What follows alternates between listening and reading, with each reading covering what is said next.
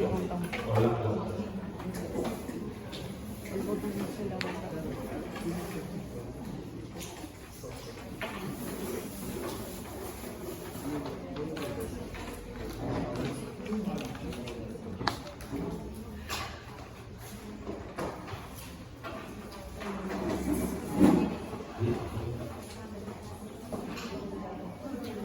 chicos, buenos días. Disculpen la tardanza. Estaba seguro que me estaban muy bien, pero no hay bien. Pero igual, vamos a avanzar. Hoy día tenemos varios temas que complicar. Después de esta clase de hoy, ya nos quedan solo 2 clases. Esas 2 clases finales es para acabar con el tema de inmunizaciones. Hoy día damos el inicio. Esta primera parte de inmunizaciones es muy importante porque es la base para que se evalúe cómo funciona el tema de las vacunas, ¿no? El mecanismo de acción, es lo fundamental que tienen que saber. Después de ello, conocer los esquemas, ¿sí? Y las vías de administración, que en realidad también no encuentran fácil. Igual yo sé que en el tiempo cuando lleguen a hacer una actividad, pero igual no va a pasar, porque tienen las tablas para que ustedes puedan trabajar. Bueno, pero antes de ello, tenemos varios temas. Uno de ellos es hablar sobre el desarrollo puberal.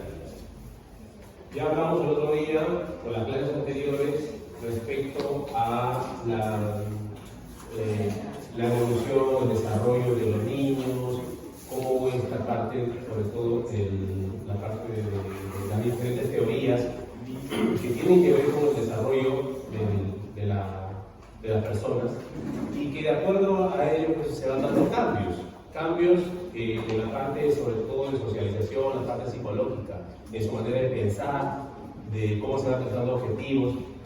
Pero también tenemos que ver la parte física. La parte física también que parcialmente se tocó, que son cositas que a veces pueden llamar la atención a los niños, a los adolescentes, a los jóvenes. Y bueno, pero dentro de ello también hay algo que puede ir mal, puede ir anormal, y esta es la parte del desarrollo puberal. Vamos a hablar un poco de pubertad precoz, que es lo que interesa saber, y ustedes tienen que tener muy en cuenta ese punto para que puedan identificar de manera temprana. Para ello no necesitas ser pediatra, no necesitas ser endocrinólogo, pero sí, si sabes identificar clínicamente y sabes ciertos parámetros, te vas a dar cuenta y que puedas derivarlo oportunamente. La idea es esta, que ustedes aprendan a derivar aquello que están considerando como algo que está yendo mal. ¿No?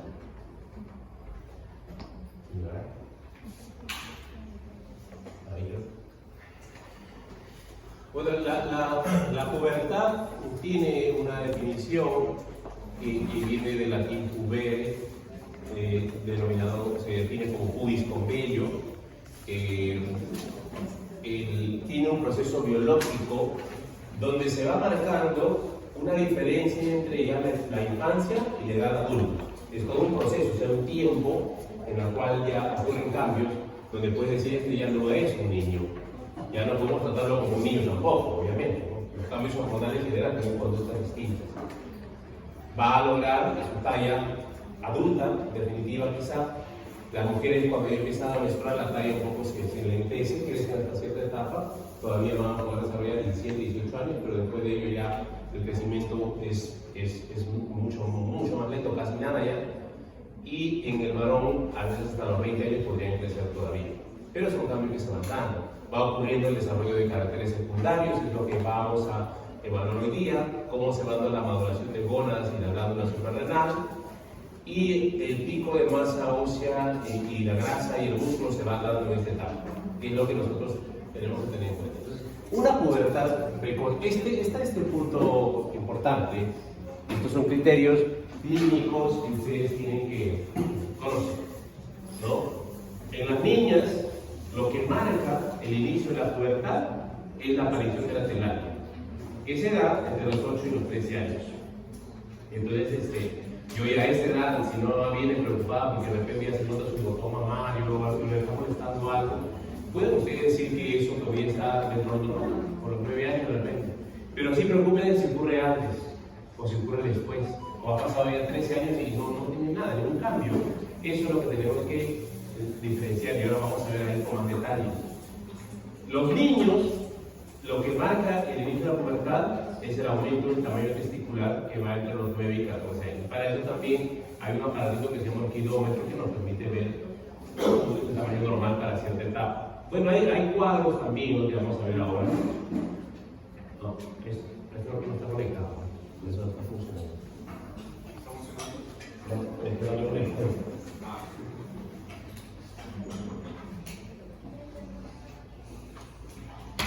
Pero pues, sí, estoy aprendiendo.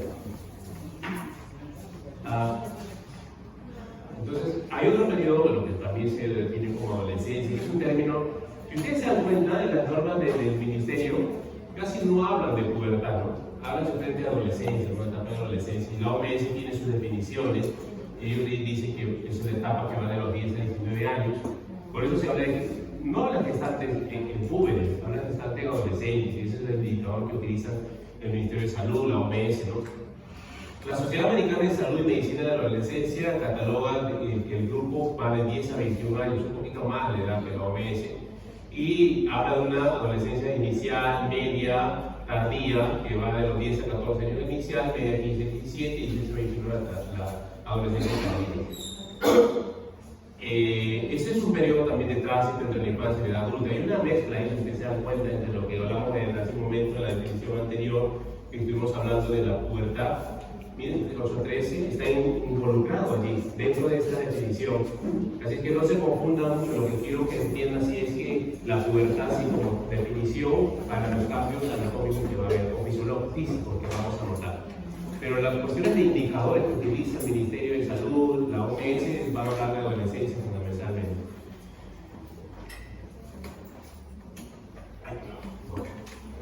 Hay cambios físicos, psicológicos, emocionales, sociales, toda esta parte ya lo vimos anteriormente en la evolución de los niños. Este latín adolescente viene del latín adolescente, que significa adolecer, ¿no? En castellano debería tener cierta imperfección de crecimiento y maduración. Todos hemos pasado esa etapa, ¿no? ¿Quién no ha conversado con nosotros? Ustedes ya no somos adolescentes, estudiamos, ¿no? Ya pasaron. Pero ya han conversado con adolescentes, tienen primos, hermanos, amiguitos, de repente que son adolescentes.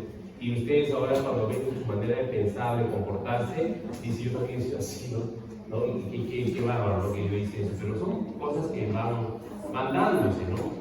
¿Quién no hizo alguna cosa que después yo pude haber hecho eso?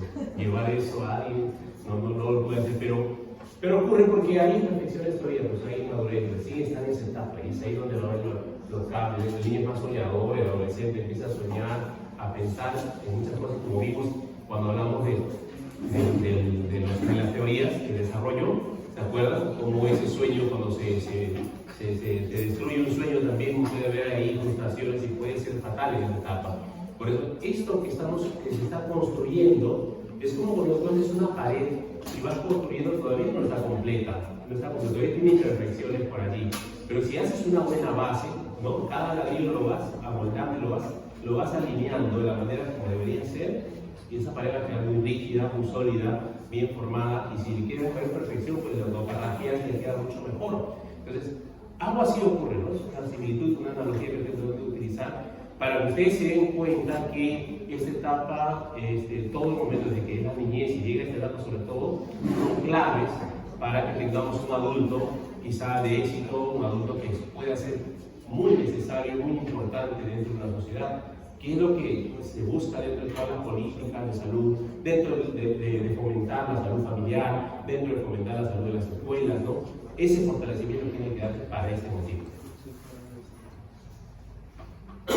Y vamos a ver, pues, que no es una cosa simple, así no madura, no, simplemente, sino que hay una serie de estructuras. Ya el otro día le dije, hoy día el estudio o la ciencia está avanzando en estudiar moléculas y cosas más pequeñas, como para decir, aquí está el problema, esto es lo que está sucediendo, aquí tenemos que corregir. Pues sí, pues hay mecanismos neurobiológicos que van a determinar la maduración sexual, ¿no? Tanto intrínsecos como extrínsecos, y luego vamos a aclarar más ese punto.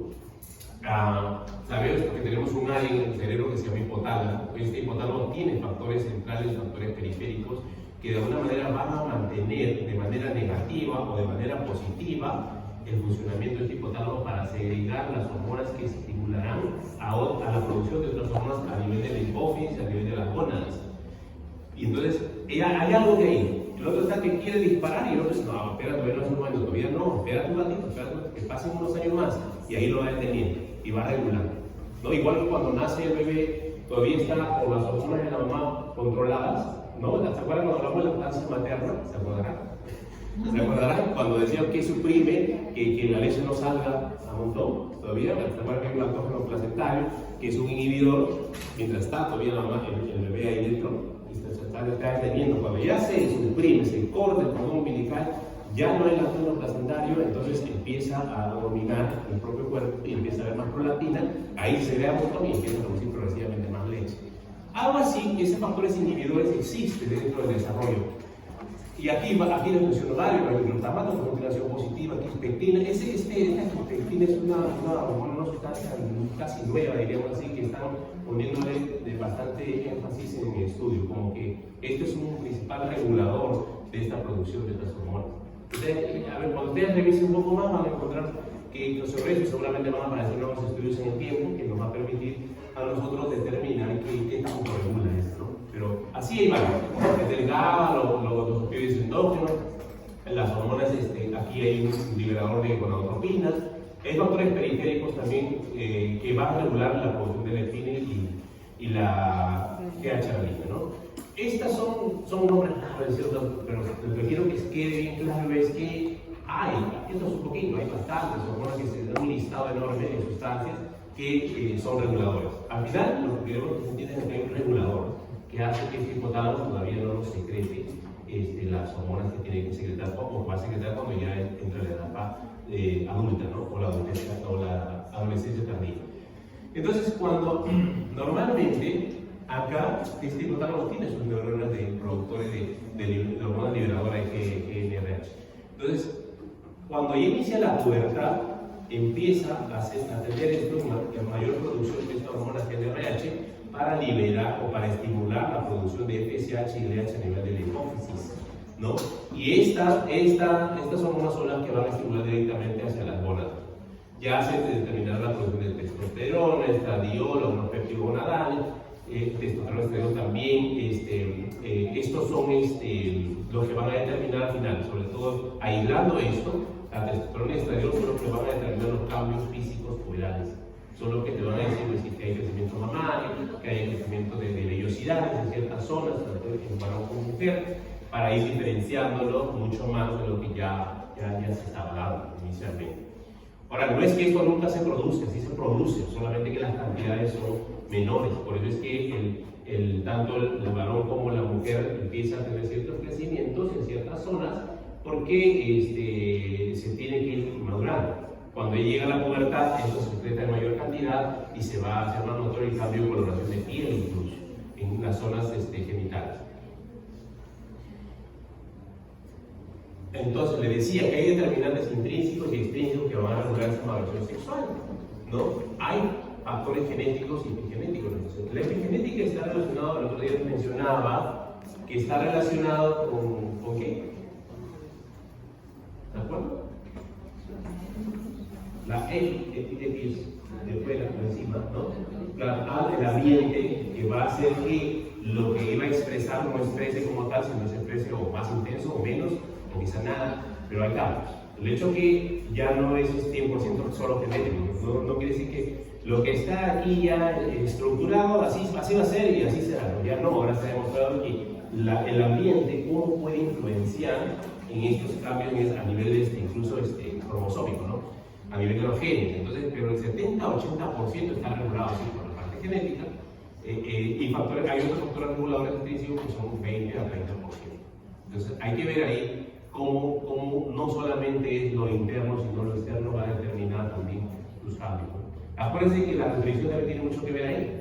Para la maduración, el estado nutricional es muy importante. Ustedes verán, y hay varios estudios relacionados a eso. Un niño que de repente comparas un niño en un país subdesarrollado o un país desarrollado, ¿no? Esto se nota los cambios, la diferencia notable en cuanto al desarrollo puberal. Van a ver ustedes que de repente, mientras uno es más grande o de repente los músculos son más fuertes, con otros no. Perdón.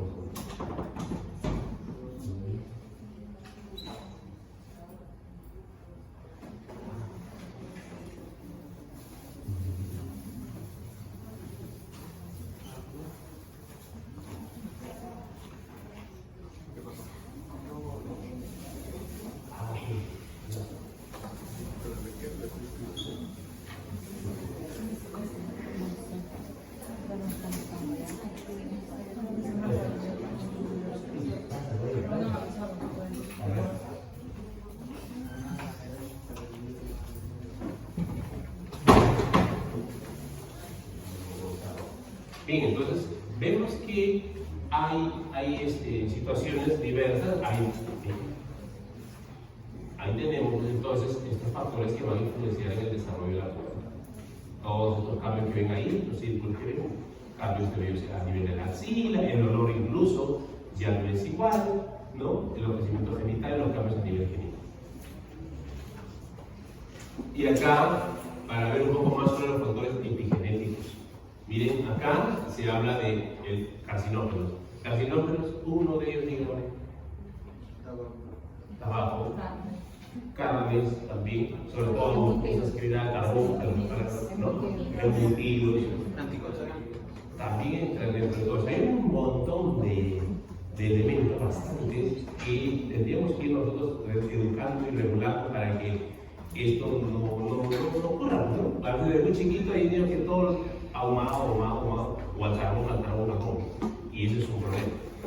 El ejercicio también, ahora en día que hay competencias, como muchas competencias, no hablo de ejercicio que tú camines, ¿no? Que hagas regularmente, hablo del ejercicio exigido, ¿no? Que para las competencias los preparan y el niño ya no tiene ni su niñez, ni su pubertad, porque los preparan para eso. Y los exhiben como personas que de repente sí han desarrollado mucho, pero al final de cuentas, esto también es un factor negativo para el desarrollo normal de la pubertad. El estrés, ¿no? El estrés puede ser de repente en el ambiente donde vive. Un niño que es maltratado, un niño que vive en un ambiente donde los padres discuten todo el tiempo, o de repente viven todo el tiempo en el mercado, porque acompañan a la mamá y están viendo todo lo que están gritando, todo el mundo ahí grita y un trabajo, ¿no? Y muy lo mismo. Al final, la dieta, lo que acabamos de hablar hace un momento, o sea, cada día se tiene menos orientación sobre llevar un estilo de vida saludable y llevar una alimentación inadecuada, ¿no? Cada día el marketing tiene mucho peso, mucha fuerza, y la influencia de otros lugares pues también es dañina. Nosotros, miren la tarea que se tiene, ¿no? Yo les decía otro día el tema de la desnutrición y la malnutrición a lo que nos está llevando. Ya no hablamos solamente de problemas cardiovasculares, sino también vamos a llevar a otros problemas, sobre todo el niño. Ahora las mamás cuando llegan a la consulta, doctor, ¿me puedo dar tal compota que vienen ahí preparadas? ¿Saben qué? Yo le digo, ¿tienes manos? Sí. ¿Sabes preparar un dulcecito de manzana, o de perita, o de durazno, que es tan sencillo? Oiga, por último, una mazamorra de maicena, su melocotón ahí. Al menos, ¿no? Pero siempre estamos pensando en que eso que está en la farmacia es mejor. Porque en la televisión te han metido esa idea. Ese es otro tema. La conservación, o sea, a veces hay que enseñar a manejar algunas cosas, porque la idea también es que las comidas se coman lo más fresco posible. No a base de preservantes, sino a base de su preparación inmediata. El tabaco, que ya mencionaron ustedes, las infecciones, los niños que se enferman a cada rato, también pueden tener alteraciones y que van a afectar en el crecimiento del niño. El niño que está con diarrea a cada momento, la mamá que se preocupa a veces porque ese niño que se enferma con resfrío 2 o 3 veces al mes, a veces puede ser casi, yo diría, normal. No es raro ver, por ejemplo, así que no es raro ver a un niño menor de 3 años, menor de 5 años, que se enferme 2 o 3 veces al mes. Que está con mojito, está mejorando y después otra vez, porque ya va al colegio. Igual se va con cantidad de virus. Pero como el sistema inmunológico madura entre los 5 o 7 años y hay una maduración muy intensa, casi completa, entonces ya también ya se supone que ya han completado sus vacunas, la mayoría. Pero de alguna manera esto hace que el cuerpo esté más preparado y controla mejor los síntomas de una gripe, ¿no? Ya no es tan intensa. En cambio, un chiquitín de 6 meses que le dé una gripe es fatal. Se viene de moco, no puede ni respirar. Entonces hay que ayudarlo un poco más. Entonces, si eso se diera, como un niño menor de 5 años se diera a los 7 años, 8 años, entonces seguimos con lo mismo, algo está pasando. Quizá el niño no tiene un buen cuidado higiénico, quizá no tiene una buena alimentación, y eso sí ahí tendríamos que evaluar. Eso ya nos llamaría la atención. Entonces, otra regla más, ¿no? Entonces, el niño menor, a menor de 3 años, puede pensar que se contamine por ahí 2 o 3 fácilmente con fósforo, hasta 5 años. Pero de 5 a 7 años, 8 años, ya no debería ser así. Debería ser menos. Por eso para mí es normal, y se lo digo a veces a los papás, señora, no se preocupe, va a ver usted que cuando su niño cumpla 5 años ya ni me va a visitar. Y verdad, viene después, ya lo veo grande, ya tan viejo estoy. De verdad, yo otro día he visto un niño a Francesco. Yo lo vi chiquito, ¿no? Desde que estaba, tenía pues mesecitos. Después lo fui creciendo, lamentablemente sus padres se separaron y vi toda una situación con él. Pero lo vi hasta los 3 años. Y ahora vino la semana pasada, ya en otro consultorio, yo no estoy y no me conocí, está conocido. Y lo veo, lo grande, tiene 7, 8 años. 8 años viene, doctor, y me abraza de frente. Me conocí. Entonces digo, ya Andrés Francisco, ya me acordé de ti, ¿qué es tu vida? Doctor, y yo a la hora, bien lindo chico. Entonces, pero vean, ¿no? Entonces, estos niños lo van a ver repetido, se dan cuenta que todo va bien, porque ya no lo ven tan continuo. En cambio, al menos de 3 años, uy, a cada rato, la mamá, doctor, otra vez, ya soy caserita, y tienen un listado de historias, pero así es. Los procesos inflamatorios frecuentes, igual traumatismos, los procesos inflamatorios simplemente virales pueden ser también.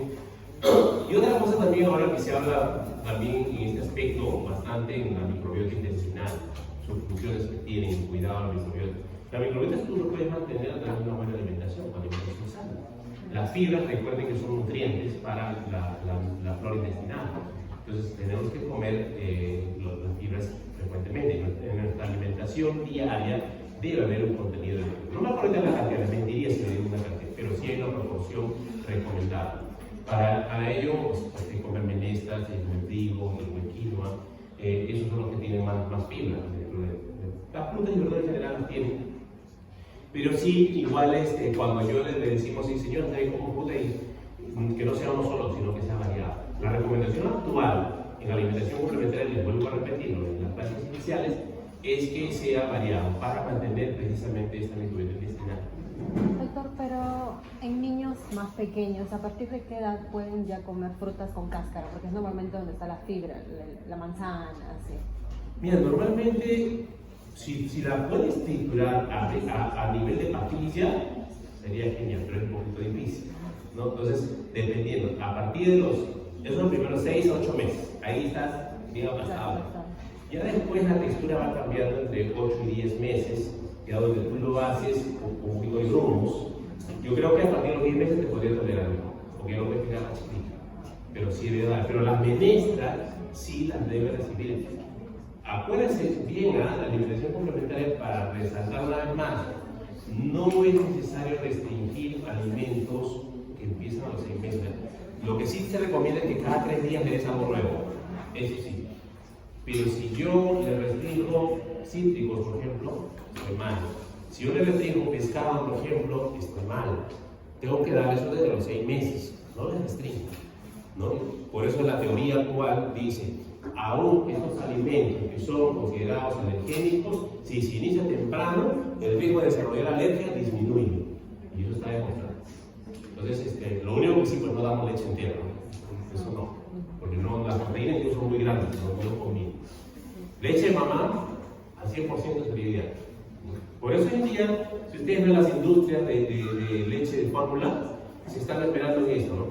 El lactobacillus reuteri, el lactobacillus bifidobacterium, que son los más frecuentes que se encuentran en el intestino del niño y que se encuentran en la leche materna y por ahí quieren semejarse, ¿no? Y por eso ahí dicen, no, todos tenemos eso, somos los primeros, los únicos que tenemos lactobacillus, y te meten un montón de cosas. Bueno, si los tienes bien, ¿no? Si ayudan bien, pero ya sabemos a quién le vas a dar la fórmula. Si mamá no existe, son los hijos. Pero si mamá está, tenemos que trabajar técnica de lactancia materna y rescatar al máximo la leche materna. Entonces, eso es lo que toda esta lista, este grupo de cosas que van a activar o pueden activar los genes y van a dar un fenotipo determinado. Entonces, sí influye. Esa es la parte epigenética. Lo que va a cambiar, puede cambiar la expresión. Va a depender mucho. Vamos a comentar algo de estas cositas rápidamente, ¿no?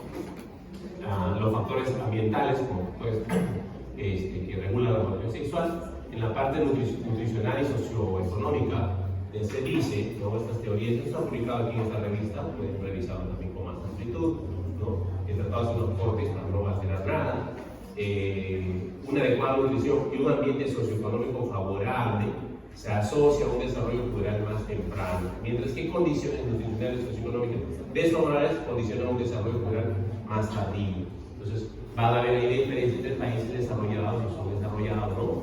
O el proceso de desarrollo, va a ver cómo se da el cambio. Esas comparaciones que han hecho ellos para llegar a esta conclusión, ¿no? De cómo afecta este efecto. Luego estamos hablando del microbiota intestinal. Durante la pubertad, y ya más previamente, hablamos de 8 años para arriba, cambio de especies aerobias y anaerobias concentrativas a anaerobias. Entonces, hay mayor abundancia en adolescentes de bifidobacterias y clostridium que en adultos.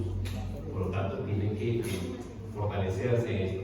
Y si reciben algún alimento, pues vean que pueda producir este tipo de bacterias.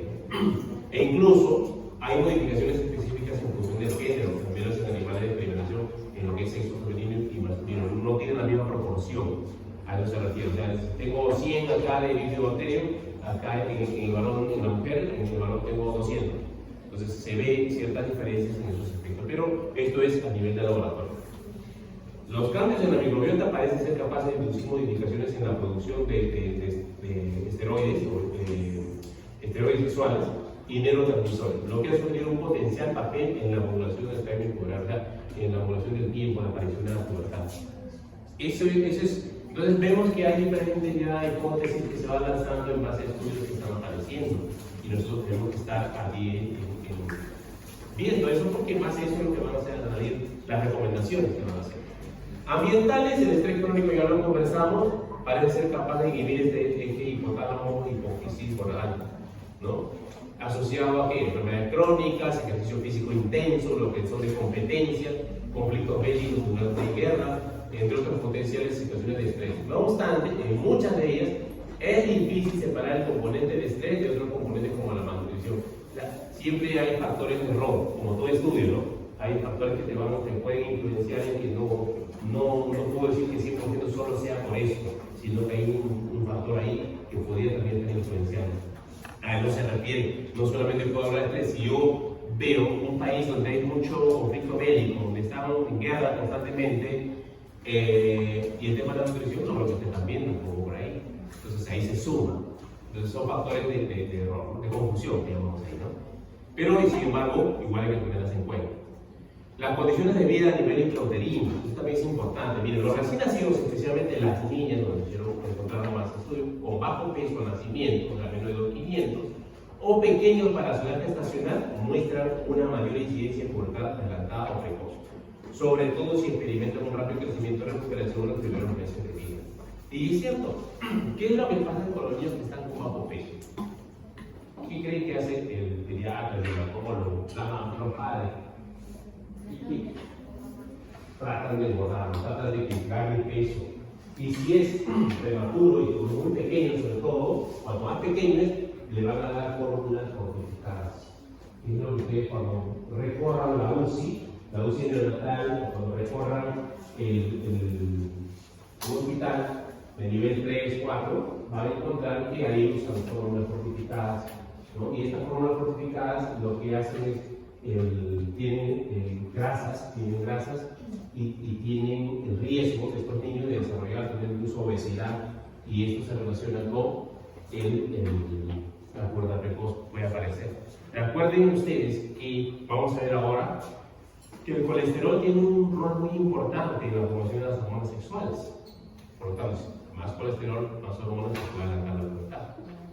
Mi analógica nada más, estoy yo presumiendo también. Hay otros disruptores endocrinos y las sustancias naturales de síntesis que, debido a su similitud estructural con determinadas hormonas, pueden tener efectos negativos sobre el sistema endocrino cuando se aplican sustancias. Si estoy aplicando alguna sustancia como hormona de crecimiento, los probablemente todos los quieren que el niño sea grande y podrían trabajar en eso, y erróneamente no. Algunos quizás quieran trabajar, pero no deberían trabajar. O por algún otro motivo le aplican, se ve la necesidad de aplicar hormonas. Eso puede afectar también en la aparición temprana de la pubertad. Ojo aquí, La industrialización ha producido un incremento gradual en el número y cantidad de contaminantes ambientales, que eso ya lo sabemos, ¿no? Y de disruptores endocrinos. Aquí hay estrógeno, bifenol, pesticidas, fungicidas, todo lo que se utiliza hoy día en la producción de productos de consumo diario, ¿no? De alimentos. Algunos de los cuales se ha demostrado que son capaces de producir en humanos.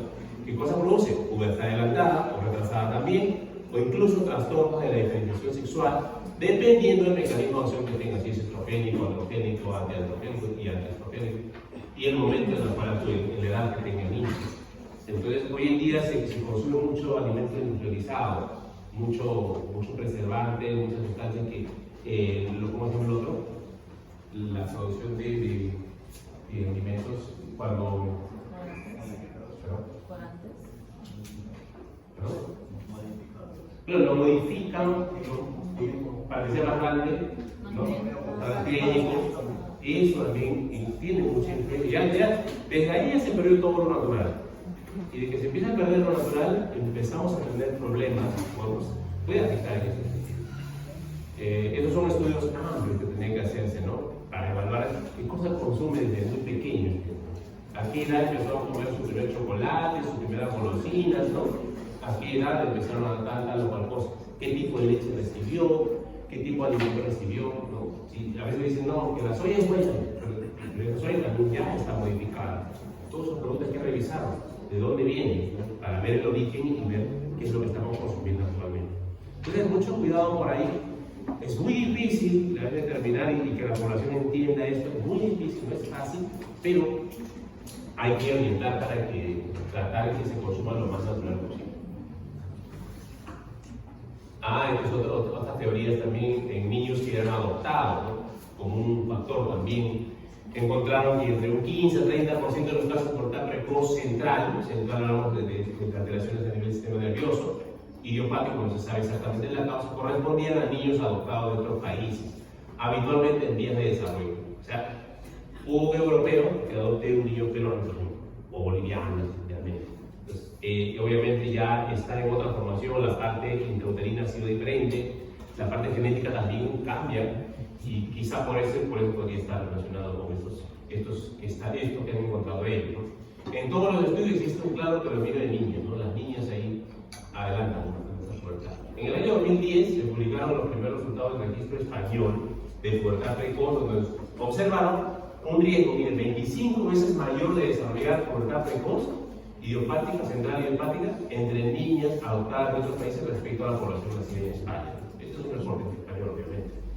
Las causas que motivan el adelanto escolar en esta niña son desconocidas. Sin embargo, se sugieren diversos factores, como cuál, la mejoría nutricional, socioeconómica. Recuerden, cuando el niño a veces llega a la otra, chiquitín viene a veces con un cierto grado de nutrición. Y en ese proceso también, miren que el factor genético ya está determinado. Hay personas que le vas a empezar a subir el peso y ahí viene el problema, lo que les hablábamos hace un momento. Igual que el niño con bajo peso que nace con esa condición.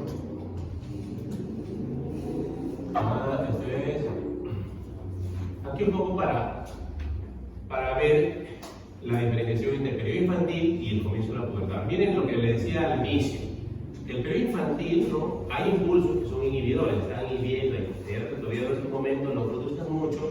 Entonces, hay las neuronas productoras de GTRH a nivel del hipotálamo están ahí, pero todavía los impulsos excitatorios no se dan, o sea, no estimulan para que se produzca. Sin embargo, cuando eso está determinado genéticamente, cuando ya el niño empieza a crecer, ya entra en la etapa de la pubertad, los impulsos inhibidores empiezan a disminuir su trabajo. Ya no inhibe mucho porque ya sobrepasa o digamos predomina el impulso excitatorio, ¿no? Para poder aumentar la producción de GTRH y digamos, se dispare toda la cascada, desde hipotálamo, hipófisis y otras, para la producción de hormonas. Y ahí ya tiene que ver también el factor ambiental, ¿no? Todo alrededor lo que está pasando con la alimentación, la parte del estrés, la ansiedad y cómo va creciendo el resto alrededor de ellos. Como que va percibiendo diferente. ¿No? En el periodo prepuberal, aquí hay una baja producción entonces de FSH-LH antes de los 8 años y los esteroides sexuales, lo que acabamos de ver. La frenación de este eje hipotálamo hipóxico gonadal comienza a disminuir alrededor de los 8 años, que es lo que estábamos viendo aquí, ¿no? Empieza a bajar en este comienzo de la pubertad. Y se da el inicio de pulsos nocturnos de LH-RH, FSH, LH y esteroides, ¿no? Estos pulsos de producción de LH y FSH, que son el folículo estimulante, el hormona luteinizante, cada 90-100 minutos durante las 24 horas del día, ¿no? Acá están los procesos cuando hacen un estudio de producción hormonal, miren cómo la LH empieza por pulsos. Pasa un tiempo, otra vez, pasa un tiempo, otra vez, y así. Se van dando impulsos que van aumentando progresivamente. Y aquí está nuevamente, entonces, algo que habíamos mencionado al inicio. Recordemos que las neuronas productoras de GnRH que están en el hipotálamo nacen desde de las vías olfatorias, cuando ya empiezan, mira, a las 4 o 5 semanas de gestación, desde ahí van migrando hacia el hipotálamo, desde esta zona olfatoria, en el desarrollo del feto, ¿no? Y se van alojando.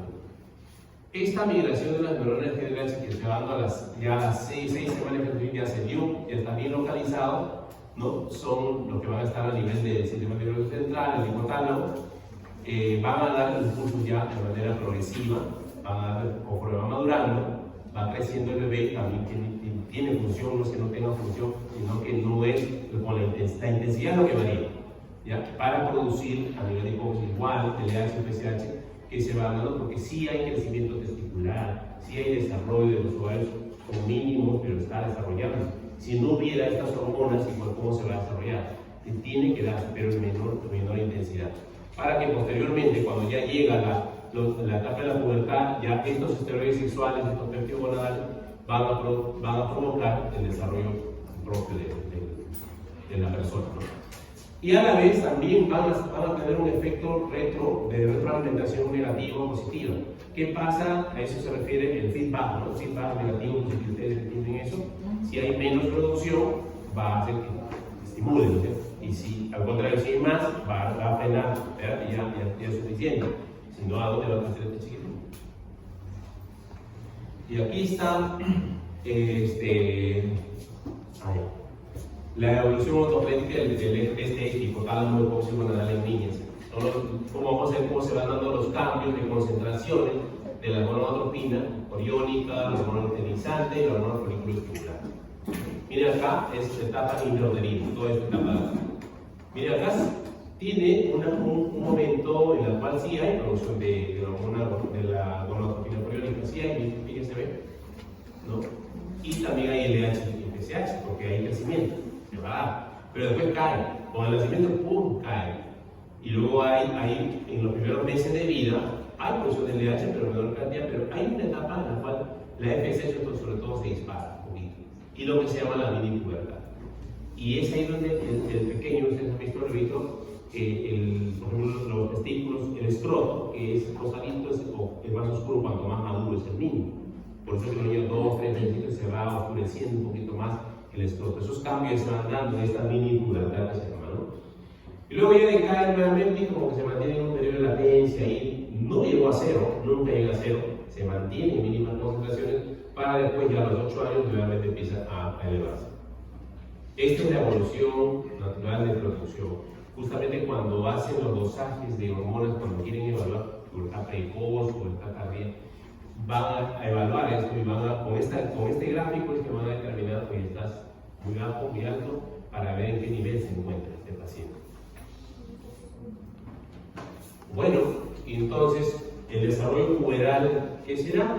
No es más que la maduración del eje hipotálamo hipófisis adrenal, ¿no? Y la reactivación del eje hipotálamo hipófisis gonadal, o sea, la gonadal. Vamos a ver ahora la adrenal. Y aquí juega un rol importante la glándula suprarrenal, porque es a este nivel donde se van a producir los andrógenos que nosotros vamos a estudiar ahora. Los niveles plasmáticos de hidroetilentosterona, ¿no? Y de sus sulfatos, de hidroetilentosterona, se elevan aproximadamente a los 6 o 8 años. Antes de cualquier incremento de LH hormonas sexuales y antes de que los cambios físicos precoces de la pubertad sean evidentes. Obviamente se tiene que ir preparando antes de que ocurra el inicio de la pubertad. Y ahí está la glándula, miren, la glándula suprarrenal, Y este DHA es el esteroide adrenal de 19 gramos abundante en la sangre y su concentración plasmática permanece bastante estable por 24 horas. Una modificación única de esta hormona se puede utilizar incluso como marcador en la secreción adrenal de andrógeno. Hay una fracción que miden cuando quiero ver si está produciendo bien o no.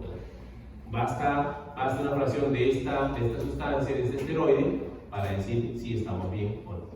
Cuando quieren hacer estudios de retraso o mal funcionamiento de la glándula suprarrenal. Acuérdense que la hipertrofia del clítoris, por ejemplo, en las niñas, cuando uno examina neonatos, tenemos que ver cómo está ese clítoris. A veces puede estar ahí muy desarrollado y eso puede dar problemas por fallas en la glándula suprarrenal, porque puede estar muy estimulado y eso puede dar alteraciones electrolíticas y el niño puede morir si no se controla. Tiene que hacer un tratamiento adecuado.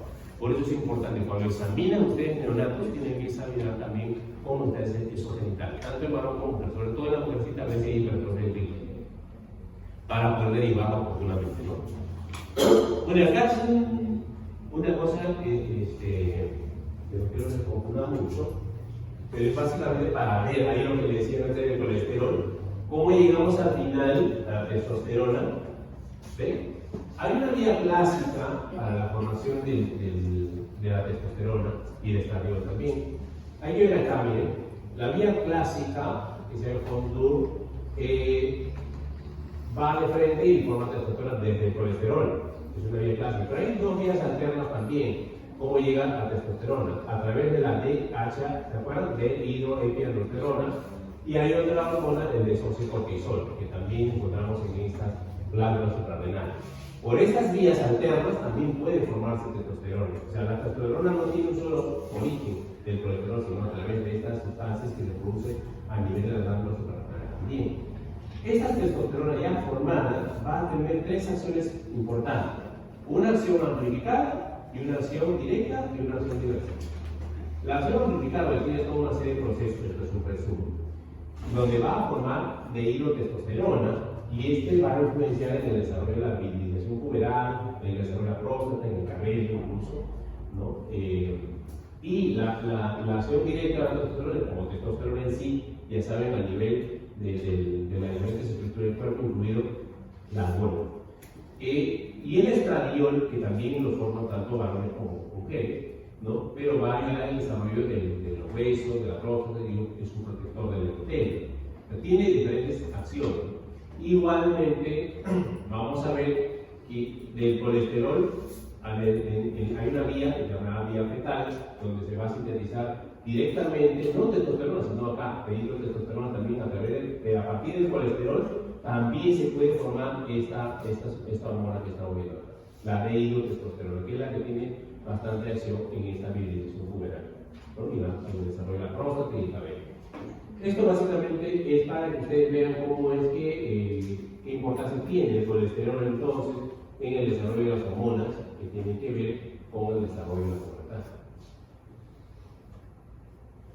Y ahí están todos los cambios que ustedes tanto en niñas como en niños. Por ejemplo, vamos a ver la aparición del acné en ambos, ¿no? El crecimiento del vello facial en el varoncito, el crecimiento del vello axilar en las damas, el cambio del timbre de voz que también se va a dar sobre todo en los varones, que se hace un poco más grueso, ¿no? Salvo las excepciones donde se encuentra de repente una chica un poco gruesa, a veces pasa, ¿no? Siempre que por ahí hay unas conocidas por ahí. Y el crecimiento de las mamas también se va dando, el crecimiento del pelo axilar recién. Si ustedes ven un poquito, siempre el varón un poquito más atrasado por ahí, no está en ese aspecto. Solo ahí, ¿no? Y también el olor corporal. Ahí la mamá viene, doctor, me quito su axila, huele terrible. ¿Y qué edad tiene? Ya tiene 9 años. Bueno, y ahí están los cambios que se van dando. Se podría dar, pero ya si que aparece a los 6, 7 años, mejor le hacemos un estudio. Hay que ver cómo está el desarrollo, que es una radiografía de besito, de mano, ¿no? Para ver y examinamos todo el cuerpo a ver cómo está yendo el desarrollo. Y si estamos hablando de una pubertad precoz también. Entonces, alertas cuando te vienen con el dolorcito de la axila antes de los 8 años. ¿Ya? Después, bueno, el crecimiento del vello púbico, ¿no? El crecimiento de los genitales, del pene, los testículos, y cambio en la forma corporal. Definitivamente acá con el desarrollo de las glándulas mamarias en la mujercita se va notando ya las diferencias. Y la acumulación de grasa también empieza a darse progresivamente ya en la mujercita más en la zona de las caderas, en las mamas, ¿no? A diferencia del varón. Bueno, aquí es básicamente donde ya es para que vean esta diferencia de desarrollo físico que tienen los chiquititos. Vamos a ver cómo está ahí. Entonces, ¿qué es una pubertad normal en la mujer? Ya dijimos al inicio, el inicio de la pelarquia, ojo, este es un indicador importante, donde dices cuál es el patrón que te señala el inicio de la pubertad precoz, que es el inicio de la pelarquia, que se da entre los 8 y 13 años. Inicia con la aparición del botón mamario, ¿no? Donde ya la mujer se siente y la mamá le enseña a veces a utilizar el sostén, ¿no? Hay unos que le llaman hay una cosa que le ponen formadores, una cosa como para hacer ejercicio, pero así usan para la nada, no me acuerdo el nombre de ellos. Creo que sí. Y esta es la escala de Tanner que tiene años, pero todavía nos sirve. Nos sirve para poder ayudarnos, para que puedan guiarse en la evaluación y determinar si estamos o no. Ahora están en el 1, están en el 2, están en el 3, pero cuando mandas al endocrinólogo, para mi opinión, está un Tanner 2, por ejemplo, ¿no? Dependiendo de la edad. Y acá vamos a ver que está relacionado con el tema del desarrollo de las mamas y el pubis, ¿no? Vemos acá, por ejemplo, en un Tanner 1, que es el que está empezando, la niña que recién está empezando, todavía no hay tejido glandular. La areola sigue los contornos, ¿no? Donde de la piel del tórax casi plano, ¿no? Y la edad normalmente de 10 años, como ahí más o menos te dan en esta etapa. Y es normal que en esa etapa encuentres. Si tú tuvieras una niña de 10 años, pero encuentras que tiene un Tanner 3, ¿no? Y donde la mama ya comienza a elevarse, se extiende más allá de los límites de la areola, que continúa aumentando, pero permanece dentro del contorno mamario, este ya tendría que tener 11.5 a 13 años. Quizá un poquito está adelantadita y no tiene que tener en cuenta estos patrones.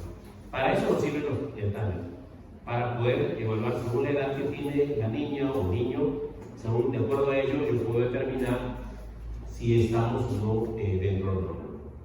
Todavía seguimos utilizando, si es que pueden armar sus Tanner, hay gráficos diversos, ¿no?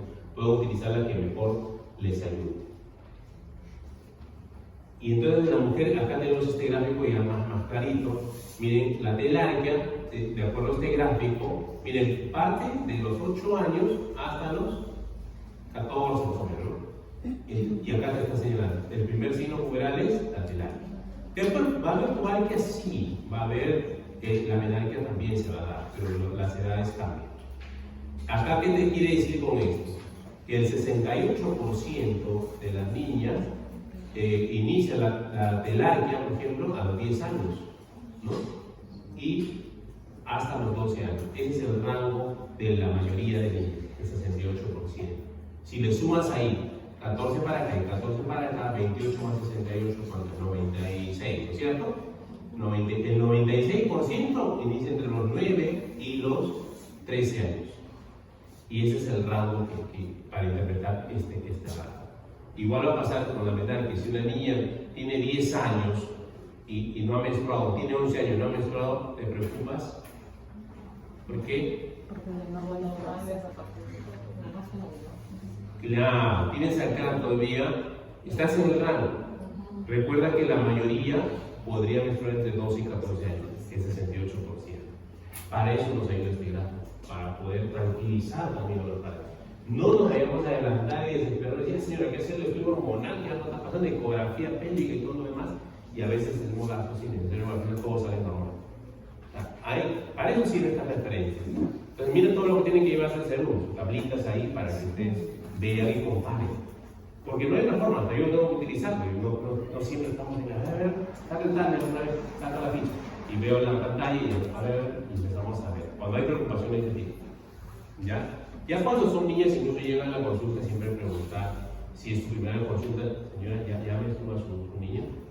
No, hay que preguntar, porque si no se nos puede pasar. En los varones aquí está el orquidómetro de Prader, que le decía para medir el tamaño testicular. Es también por comparativo, ¿no? Prader 1, 2, 4. Entonces, de acuerdo al tamaño, y acá te hace una señalización para decir nacimiento 0.5, a los 9 años 1.5 mililitros, y en la pubertad tardía, que es casi el adulto, puede llegar de 20 a 25 mililitros. Esto es importante. Recuerde que hay tumores testiculares.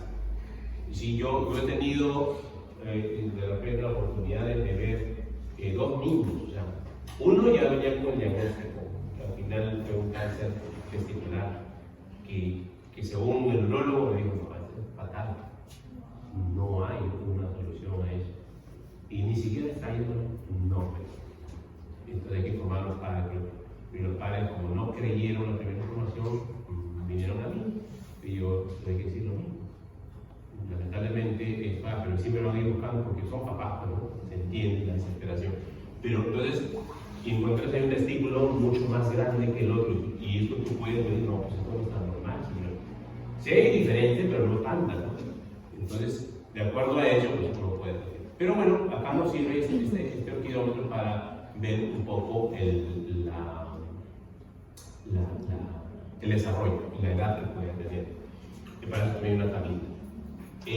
Acá lo que ustedes quiero que vean, miren, las células de Sertoli, las células terminales, miren que va aumentando, acá empieza chiquitito cuando estoy naciendo, poquito, y va aumentando un poquito, y acá hay la etapa donde es mucho más, las células terminales, y ya está en etapa productiva, ya forman los espermatozoides, ya tienen sus células de Sertoli que nutren estos espermatozoides, y el tejido intersticial incluso no cambia mucho de proporción, porque ahí es donde se mantienen estos espermatozoides, pero ya son viables y pueden ya fertilizar. Igual para los varones aquí existe la escala de Tanner, ¿no? El volumen testicular también es el indicador fundamental. Aquí si vemos, ¿no? Digamos un niño que te viene con 12 años, ¿no? Con 12 años si tuviera, al revés de lo que vimos en antes, y tuviera un volumen testicular de entre 1.5, ¿no? Hablamos de esto acá. ¿Qué dice acá? Para 1.5 para un promedio de 9 años. Entonces, igual, tú dices acá, no, pero es que este niño tiene 12 años y es pequeño, hay que ver qué está pasando, ¿no? De repente buscamos otros signos más, como está el desarrollo del vello facial, del vello púbico, axilar, etc. Y otros indicadores más para ir pidiendo algunos estudios. Pero igual, nos permite comparar de acuerdo, y acá están los volúmenes que se van alcanzando en el tamaño testicular, con un patrón importante en la medición para el diagnóstico inicial de una pubertad precoz o tardía. Igual, miren acá, ¿cuál es el signo puberal? El volumen testicular. Él es el que nos va a indicar si estamos o no ya en la pubertad. Entonces, igual, el 68% de los niños, o de los jóvenes, es entre 11 y 13%, 11 y 13 años, perdón, son los que alcanzan en esta edad la pubertad. Y 96% entre 10 a 14 años. Entonces, pero puede empezar antes, sí. Por eso el rango en sí, en total, el 100% debería haberlo alcanzado entre los 9 y los 15 años máximo. A eso se refiere, para que ustedes tengan esa referencia. Después ya pueden comparar, como les digo, ustedes encuentran una alteración en este signo puberal que es el volumen testicular. Hay que buscar cómo está el vello pubiano, hay que ver cómo está la longitud del pelo. Bueno, la pubertad precoz es la aparición progresiva de signos puberales a una edad entonces por debajo de 2.5 deviaciones de la media para una población. Estamos hablando antes de los 8 años, como los niños. Este es un caso que ocurrió aquí en el país, ¿no? De niña antes de los 8 años, la niña ella tenía 5 años y salió gestando, o sea, una pubertad bastante precoz, ¿no? Y ahí también, una niña o su niña. Estos son hace varios años ya. Esto está en varios libros de endocrinología del país. Entonces, varones y mujeres abajo, acá está la pubertad normal, en este rango que les estaba diciendo, que en los varones va de 9 a 14 años, está acá, de acuerdo a la definición, ¿no? Y en las mujeres va de 8 a 13 años que aquí está el 98%. Para decir 98% es un valor significativo, estadísticamente significativo. Por eso es que para la definición consideran este rango, ¿no? Pero recuerden que el 100% va a estar hasta aquí, podría ser. O sea, sería estar pidiendo, pues, que estás en ese 2% que faltaba, ¿no? Pero va a depender de las otras características. El 98% siempre es un indicador confiable. Este gráfico ya resume todo lo que hemos estado hablando. Para terminar, si estamos en pubertad precoz, que está por acá, menos de 9 años en varones y en mujercitas por debajo de 8 años. Y la pubertad retrasada por encima de 14 años y por encima de 13 años en mujeres, ¿no? Entonces, esa pubertad precoz tiene sus lugares donde puede haber una alteración. Esta alteración puede ser a nivel central, que es el 85%, quiere decir a nivel del sistema nervioso central, y a nivel periférico, que no tiene nada que ver con el problema del hipotálamo, nada de eso. Entonces, este 85%, generalmente como es a nivel central, está dependiente de la GNRH, la activación prematura del eje hipotálamo hipófisis gonadal, porque es parte del centro nervioso central. Puede ocurrir con una gonadalgia temprana, hay una secuencia fisiológica isosexual, quiere decir que los desarrollos que se encuentran o que faltan son los desarrollos relacionados al sexo de la persona. Si es mujer, bueno, es lo que de repente puede desarrollar anticipadamente, puede desarrollar de repente sus vellosidades genitales, o el desarrollo mamario puede estar adelantado, ¿no? A eso se refiere. Y si es varón, obviamente tendrá que ver con el volumen testicular, tendrá que ver también con el vello pubiano, todo lo que corresponde a un varón, por eso es isosexual, a eso se refiere. Y idiopático, 85% en niñas y 100% en niños. Idiopático, cuando no se conoce la causa exacta. El hecho es que será probablemente dentro del sistema nervioso central, no saben dónde realmente está la causa. En la periférica es obviamente independiente de esto, porque no tiene nada que ver con las hormonas que se producen. El hecho de que no hay una activación del eje hipotálamo gonadal no tiene nada que ver ahí. Pero hay esteroides sexuales de origen gonadal, suprarrenal o tumoral, o sea, se salió del sistema nervioso central, pero ahí está produciendo hormonas que está haciendo que madure, que se dé la pubertad precoz, que madure antes de tiempo. ¿De dónde sale? Pues hay que buscar una causa tumoral por ahí, de repente la glándula suprarrenal, que le decía en su momento, ¿no? O en una gónada, un tumor testicular, por ejemplo, de repente que sea productor de los testosterona, etcétera, etcétera. Y tiene una secuencia anormal, ¿ves? Puede ser isosexual o heterosexual, es decir, este varoncito que puede desarrollar características de una puber, pero femenino, de repente le crece la mama, ¿no? En un varón, y viceversa, en una mujercita quizá la hipertrofia del clítoris, que bueno, tiene una similitud, pero básicamente con la característica de la distribución del vello pubiano, no es triangular, sino es un rombo. Esas cositas pueden darse, o de repente desarrolla más músculos, ¿no? Que en comparación entre mujer y varón. Eso es lo que se refiere cuando hablamos de heterosexual, ¿no? Entonces tienes dos causas, sabemos que la mayor cantidad está a nivel central y el resto es periférico. Acá, ya. Este empeceo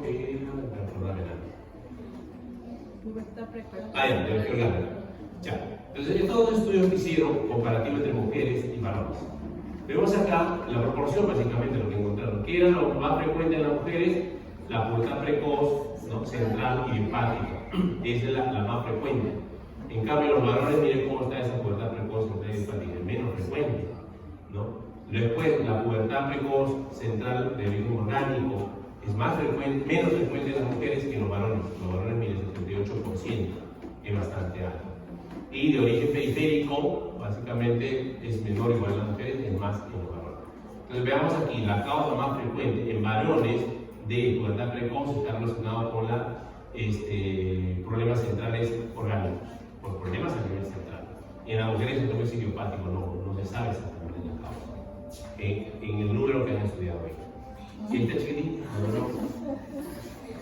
Entonces, este incremento, ¿no? en la pubertad precoz periférica, ¿no? La que no tiene nada que ver con las hormonas, el incremento de esteroides sexuales responsable del desarrollo de los caracteres sexuales secundarios no es debido a una activación prematura de este eje, hipotálamo hipófisis gonadal. Por tanto, No es una verdadera pubertad, sino es una pseudo pubertad precoz. Y los caracteres sexuales secundarios pueden no solo perder su secuencia de aparición habitual, sino en algunos casos ser contrarios al sexo del paciente, lo que decía heterosexual o homosexual. ¿No? En vez de desarrollar sus propios caracteres de varón, desarrolla caracteres de mujer y viceversa. En este caso no podría ser esto una niña con varón, podría ser, pero es una separación. Por eso no lo vamos a leer todo, pero sí quiero que sepan aquí solamente igual, para que vean todas las causas de pubertad precoz de origen central, que hay bastantes desde el punto de vista idiopático, genético, secundaria de alteraciones propias. En el examen me entregan eso. De todas maneras. No, eso yo. No. Pero sí me tienen que saber diferenciar entre la central y la periférica. Eso ya. Ya, los que están en negrito ya. Y si por si acaso, ¿no? De repente se acuerdan, por ejemplo, por ahí, normal. Pero no lo una cosa rara que ni yo mismo me acuerdo. Yo a veces tengo que recurrir igual al memories, ¿no? ¿Qué más otras causas hay que no me acuerdo? Tengo que revisarlas. Porque cuando uno ya investiga y va a tratar de esto no es lo más frecuente que yo me acuerdo. ¿Qué más puede haber? Hay cosas que están más. Entonces, es normal, no lo voy a ver que yo estaba realizando. No, básicamente que sí, sepan diferenciar eso, que existe. ¿No? Y aquí está la orientación diagnóstica. Cuando viene un paciente, sea varón, mujer o varón, ¿no? Menor de 8 años y menor de 9 años en niños, o una pubertad, desarrollo puberal a una edad cronológica de estas, es importante hacer una buena historia clínica.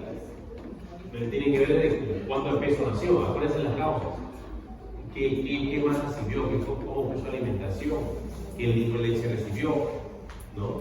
Hay que hacer una análisis familiar, cómo es la familia, si de repente hay una pero yo también he menstruado recién todavía, usted a los 8 años, 7 años, ¿no? Me la X. Hay que analizar un poco el entorno. Acuérdense bien, a ver, díganme 3 factores nada más que pueden provocar pubertad precoz. Obesidad. 1. Alimentación. 2.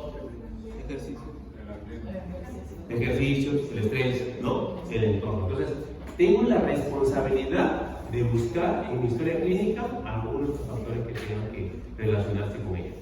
Como cualquier enfermedad. Es como cuando un chico viene con fiebre, todas las causas que provocan sí fiebre, investiga. En la historia clínica preguntas. Alguien más está enfermo en la casa, señora, su niña ha estado con moco, qué sé yo, qué se provoca. O tiene molestia para orinar. Entonces, empiezo a investigar. Entonces, yo estoy, si la mamá viene preocupada porque de repente ya me he estado muy tempranamente, empieza a preguntar en función a ello. O tal vez hasta un traumatismo podría ser un sangrado que la mamá puede pensar que es una menstruación. Se pide un estudio de edad-dosis, hay que ver el ritmo de crecimiento, cómo está. La edad-dosis se mide a través de unas radiografías, de manos sobre todo. Si todo esto sale normal, puede ser una variante normal de la pubertad. Acuérdense que tenemos un rango y puede estar allí en ese rango. Justo en el 2% está su niña. Así pasa, pero tranquila, todo está normal, vamos a hacerle seguimiento y hay que seguir observando, ¿no? Y se reevalúa sobre todo si vamos viendo si hay progresión rápida, si hay una aceleración de la velocidad de crecimiento. Son las cosas que tengo que monitorear. Si yo veo que en esta evaluación de edad-dosis y ritmo de crecimiento sale acelerado, pues no está normal. Entonces tengo que ver acá, los cambios que tiene esta paciente, ¿es isosexual o es contrasexual o heterosexual? Por eso les he enfatizado mucho la definición. Entonces, tenemos que saber. Si yo digo, si es isosexual, tengo que hacer un test de LHRH. ¿Por qué? Porque el isosexual es más frecuente en periférico o central. Ya se olvidaron. Les acabo de decir.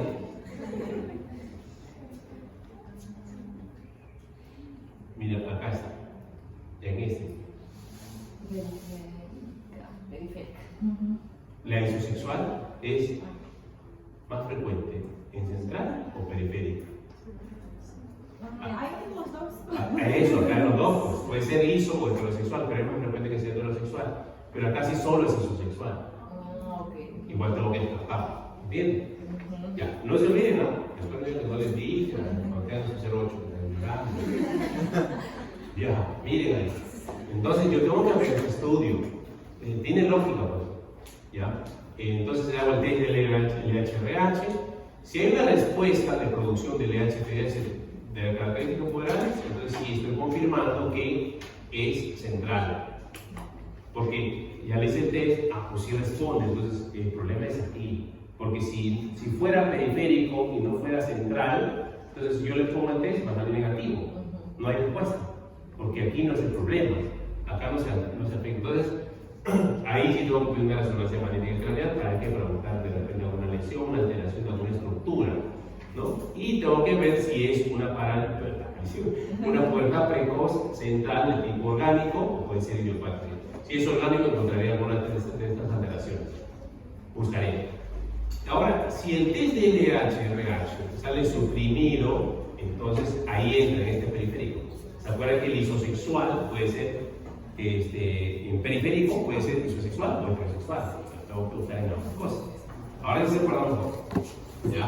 Entonces, igual, si es periférico en niños, tengo que buscar estas situaciones, incluyen tumores y toda la cosa.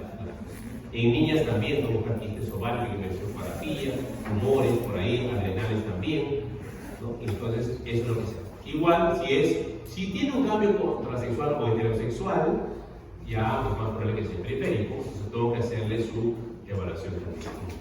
Buscar igual tumores por ahí en diferentes niveles. Tiene que hacer lo mismo que esto. Y entonces, ese es el flujo que nos permite hacer seguimiento. Pero ustedes, claro, ustedes para que lo conozcan, pero no es que ustedes van a hacer todo ese proceso. Y ya les dije a ustedes, aunque ustedes me digan que han investigado, miren, tiene estos factores de riesgo, ¿no? Tiene este diagnóstico, sí es una pubertad precoz y tiene estos factores de riesgo, por eso lo estoy derivando, doctor, al endocrinólogo para que le haga seguimiento. Ahí hicieron 90% del trabajo. El otro 10% ya es algo más minucioso. Pero sí quiero que sepa, porque el médico tiene que hacer por cultura general, que hay todo un procedimiento que hacer. Le dirán, señora, mira, ya le van a hacer estudio hormonal, depende de lo que salga, le van a hacer una resonancia magnética, porque ya lo sabe, pero ya le van anticipando, van preparando a la familia. Y ahí viene la consejería. Tranquila, ¿no? Vamos a ver qué cosas salen, no nos adelantemos en nada, pero la van a preguntar. ¿Ya? A ver, para eso es que sí tenemos que conocer todo este proceso. Ya si son endocrinólogos lo harán, y seguro que lo harán. Entonces las alteraciones en la cronología de la pubertad pueden determinar trastornos, porque mira, no solo del desarrollo gonadal y genital, sino también del crecimiento, de la composición, las proporciones corporales, así como de los aspectos psicológicos y emocionales propios de la adolescencia. A ver una niña que esté con barbita, que se va a sentir contenta, se va a sentir extraña al resto de sus compañeras, y peor es que los niños a veces son un poquito crueles, le molestan, la prenden, ¿no? Esta chapa pone, entonces eso va a repercutir en su estado también emocional, psicológico, ¿no? Entonces, en conclusión, este diagnóstico de la pubertad precoz necesita una buena historia clínica, un buen examen físico y los exámenes auxiliares según los niveles donde se encuentren ustedes, y también para determinar según el nivel de lesión donde puede estar la alteración que puede estar produciendo. ¿Sí? Esto es básico. ¿Preguntas? ¿De acuerdo? Dice paz, tranquilidad, relájate. Esta era la parte más pesada. El resto ya es risas y risas. Bueno, esperen, quiero que me ayuden con el tiempo porque como es un tres temas, tengo que hacer de todas maneras. Ya, 10:40.